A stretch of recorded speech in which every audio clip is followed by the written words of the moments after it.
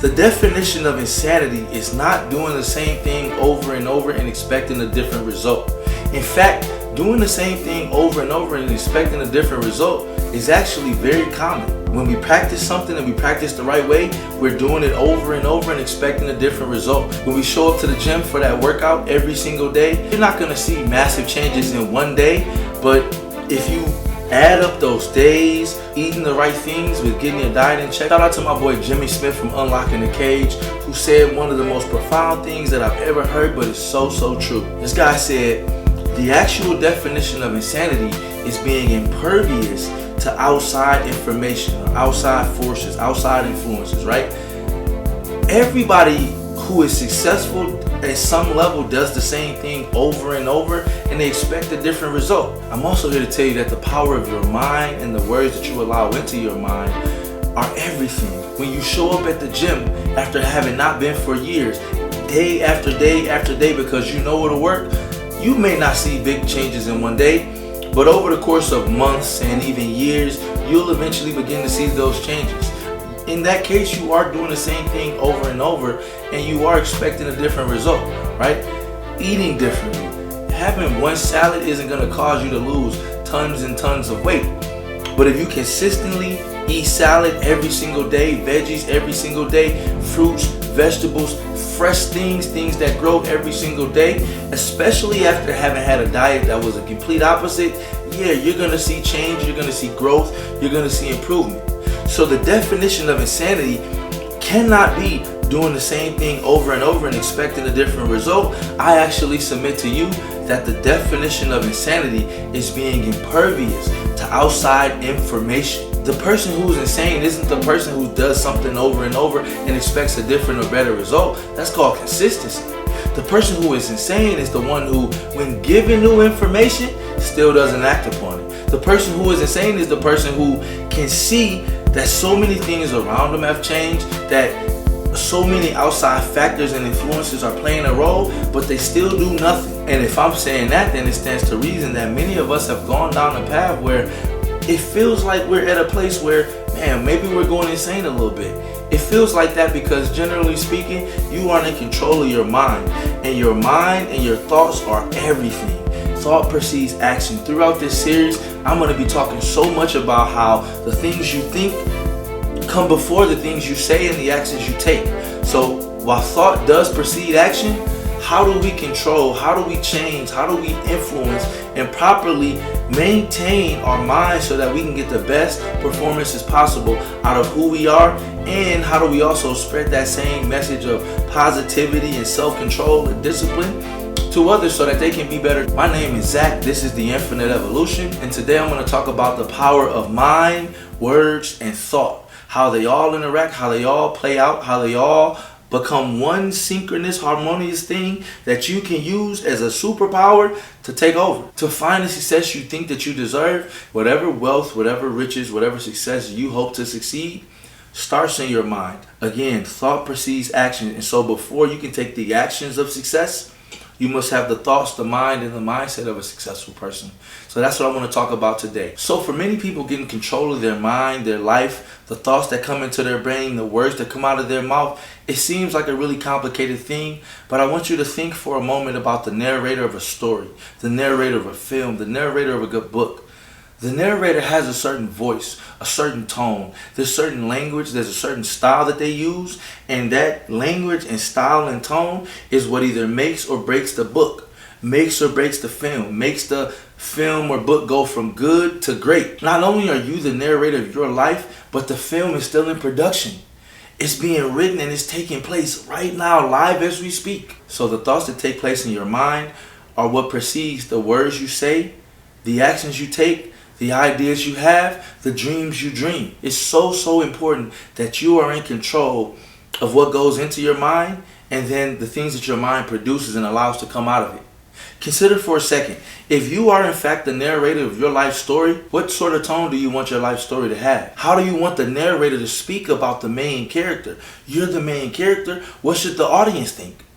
The audience can't think anything other than what you as a director show them. In Hollywood, in show business, and filmmaking, there is a saying that is Show, don't tell. And essentially what that means is you don't just want to tell somebody what's happening, you want to actually show it. You could have a scene where a character describes the most amazing car chase or train scene ever. Action, explosions, noise, fights, violence, blood, fisticuffs, you name it, it happens. To describe it in words is one thing, but if you can actually see it taking place, that's an entirely different thing. Well, your life works the same way, right? You get to choose the things that are said. You also choose what the audience, yourself, hears. So when you speak positivity into your life, positivity will tend to spring about more positivity. When you speak in a way that's positive, when you think in a way that's growth oriented, when you think in a way that is favorable to you, but also honest, favor will find you and honesty will find you and you will find success. It's so important to be conscious of the things that you allow into and out of your life. If I'm writing a film, the things that I'm listening to, the music I'm hearing is going to affect what I write into that script. The movie I saw on Saturday, the people who you speak to, co-stars. The people who you see, extras. The people who you allow to talk to you, speaking roles.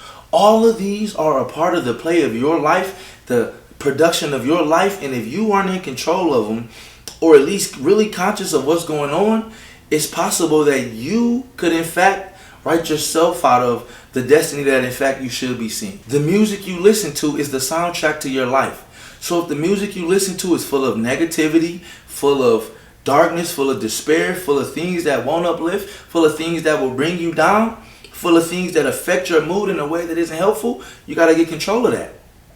There was a time where I pretty much only listened to hip-hop music and R&B. And even now, I still love hip-hop and R&B like no other. But I also realize, as much as I love listening to that Chief Keef or the Drake or the Kendrick or whatever, so much of what they say is rooted in negativity that I can't only pump and feed that into my mind, because if I do, I'm going to be missing something.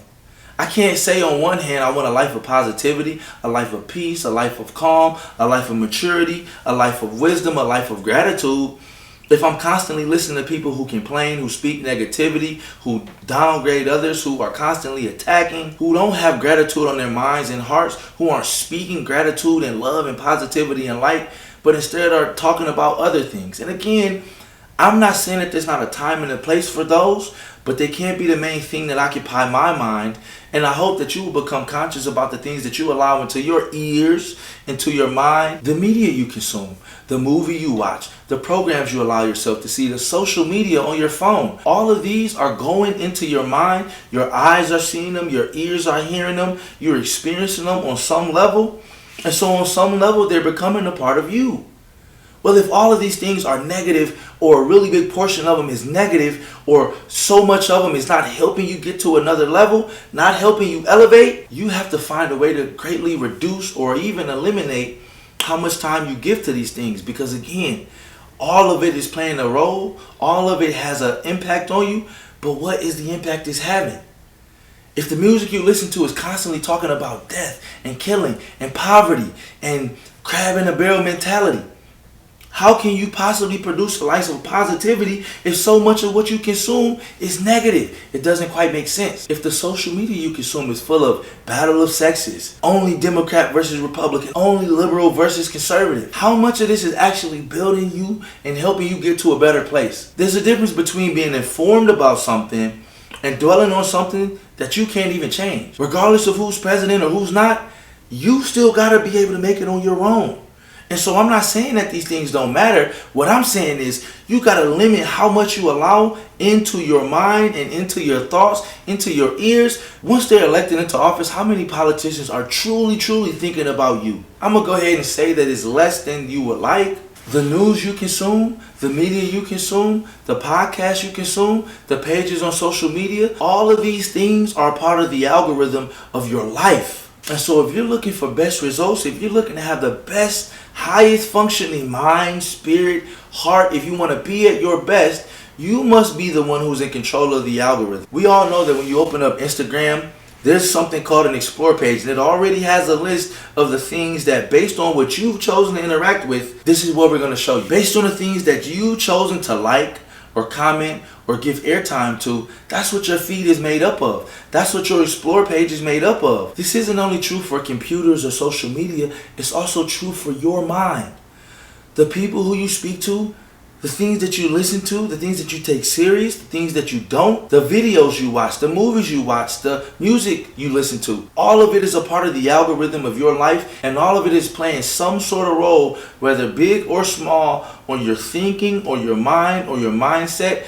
And if it's playing a role on your mind, thinking, and mindset, for sure is playing a role on your action. If we know that thought precedes action, if we know that you can't take a single action without first thinking it, even if it's split second, we know that allowing things into your mind is affecting you. So you got to be really careful about the music you hear, the films you watch, the TV shows you consume, the social media you engage with. To do this isn't rocket science. You simply got to reflect and look back on everything. If it's not adding to you, maybe it's subtracting. If it's not helping you, maybe it's hurting you. Maybe it's doing neither. Maybe all it's doing is being a time vampire and sucking away the time that you have in order to be productive. But whatever the case may be, if it's not serving you, chances are it's taken from you. And if it's taken from you, you owe it to you to get rid of it, or at least put it on limited association. Sometimes the people in our lives aren't people who we can just so easily discard, nor are they people we should easily discard. You might need to love somebody, but love them from a distance, because when in too close proximity, it might cause you harm. A rising tide does lift all boats, but also a big enough rock can stick a hole in any boat, right? And so how exactly do you do it? How exactly do you hack into the algorithm of your life, of your own mind, and get the best outcomes? Well, the first thing you want to do before you get into anything else is avoid complaint in places and dwellings where complaint is praise. Much of social media is one giant echo chamber of people just complaining. Men complaining about women, women complaining about men, old people complaining about young people not getting along with older people. It's complaint. The thing about complaining is, most of the time when people aren't complaining, they're either not interested in a solution or they're not trying to get to a solution. Complaint is pretty much useless. Yeah, to a certain extent, there is some value in getting out the things that is on your mind, getting certain things off of your chest, communicating and letting people know when you're being bothered. But I'm not talking about just communicating. I'm talking about just complaint. Complaint is such a waste of your time that you should be above it, and you should do as much as you can to eliminate complaint from your life. I'm not saying never listen to people, but you know those people who, as soon as you meet them, the first thing they got for you is complaint. You got to get rid of them, or at least put them on limited association, because their negativity and their lack of gratitude will pull you down into that negative place right along with where they are. So the first thing you should do is avoid and replace complaint with gratitude. The social media you page that's always complaining about men or women or money or this, replace it with something that's always talking about gratitude or growth or becoming better or helping people. Again, replace the complaint with gratitude and you'll immediately see it start to pay dividends. The next thing you want to do is write with intention. The first way you should be writing with intention is every single day you should be writing down the top 3 most important things you need to get done that day. It's rare that I have a day where I only have 3 things, but every day I got 3 things I need to do. It might be winning the battle against food, it might be going to the gym, it might be getting some work done, it might be whatever. But there's something I want to get done every day, and those small goals, by winning those small goals, it'll lead to me achieving my much bigger goals, which is ultimately where I'm trying to go to. Dream big, but plan small. Yeah, you want to have big goals that you're working towards, but in order to get to the big goals on the daily, you're setting and you're winning goals. You will literally have a record of the wins that you created for yourself, and not only that, but the times a day in which you got the wins. Not only do you have the wins, but it's documented, and it's well documented the day and time in which you got it done. So by creating SMART goals, goals that are specific, that you can measure, that are attainable, that you can actually get done, that are relevant to you, that you care about, not my goals, not your dad's goals, not your brother or your wife or your spouse's goals, your goals. By writing these goals down every day and having a time with them, that's the T part of the SMART goal. By putting a time limit on these goals, you'll be able to work with urgency, you'll get them done, and you'll immediately start to win. I think it's generally a good idea to have a way to be able to get your thoughts, words, and expression out. So for me as a creative, one thing I like to do is make a good beat and then write some music to it, and that just lets me get rid of everything that's kind of on my chest. For you, it might be writing in a journal, just coming up with the thoughts that you have, the things that are pressing on your mind. If you free write for 20-30 minutes, just see what you come up with. See what's on the tip, read it back later, and then those words, I promise, will have power, because it'll allow you to start to think and reflect and get a better sense of what's going on up here. And again, if you don't have control of your mind, if you don't have control of your thoughts, your actions will also be out of your own control. Thought precedes action, and we're going to have to keep bringing that thing up. The next thing you want to do is, as much as possible, find ways to not only be grateful, but express gratitude. And by the way, just a side note, the things that you speak and say are so important. So when you're facing a challenge, when you're trying to lose weight, whether you're trying to save money or whatever, the words you say in relation to it are so important. It can be as simple as not saying that I'm broke, but saying I'm building wealth. Not saying that I don't have anything, I have nothing, versus I may have started at the bottom, but I'm slowly working my way up. There's 1,000,001 ways to say the exact same thing. And so it's important that you choose words that are reflective of the reality that you want for yourself. The next thing you want to do is make sure that you take inventory of your circle. The people who are around you are the people who are going to be your biggest locus of influence, your biggest supporters, your biggest naysayers, your biggest everything. And so if the people who are around you constantly speak love and light and positivity into you, it's going to be so much easier to live a life of love and light and positivity and speak it and share it into others, because it's already of you and around you. When you're surrounded by love, it's easy to share love. But when you're surrounded by hate and haters, it's easy to be negative and allow that negativity to latch onto you and even spread the hate, even if you didn't want to.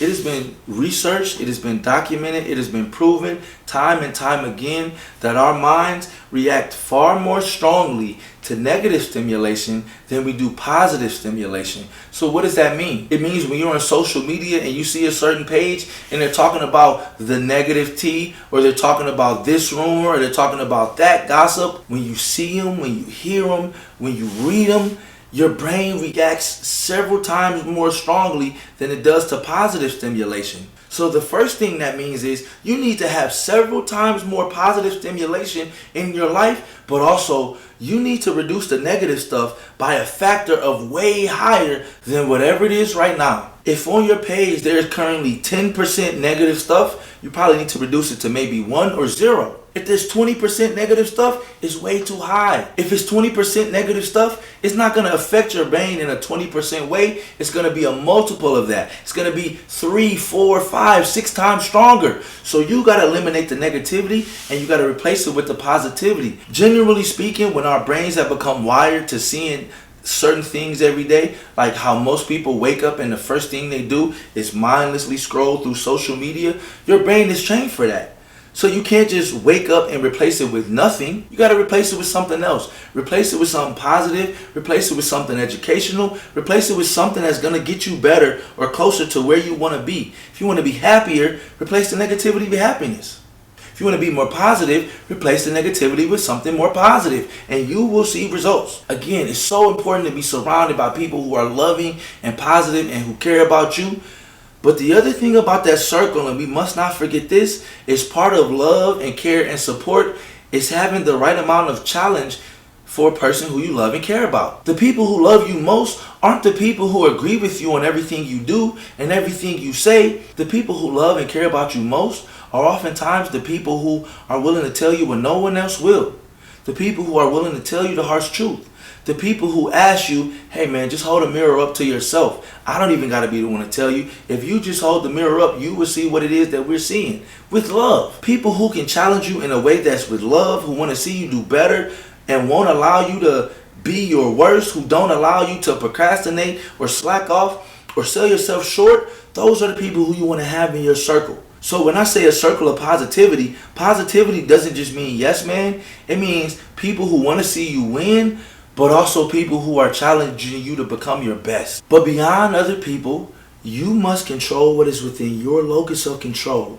And one thing that is definitely within your locus of control is the digital algorithm that you've created for yourself. And yeah, I mean created for yourself, because even though there are forces, even though there are companies that want to advertise to you and get at your wallet and get at those dollars, you got to allow them in.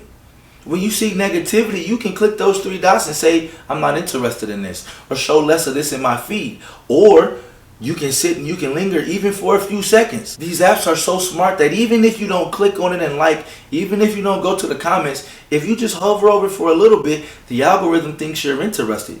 So as soon as you see it's negative, we're swiping and we're scrolling. We want to be so quick about it. We want to have a rope that's so quick. We give negativity so little leeway that it never even has a chance to seep in. At the same time, when we see things that are positive, we want to give those as much airtime as possible.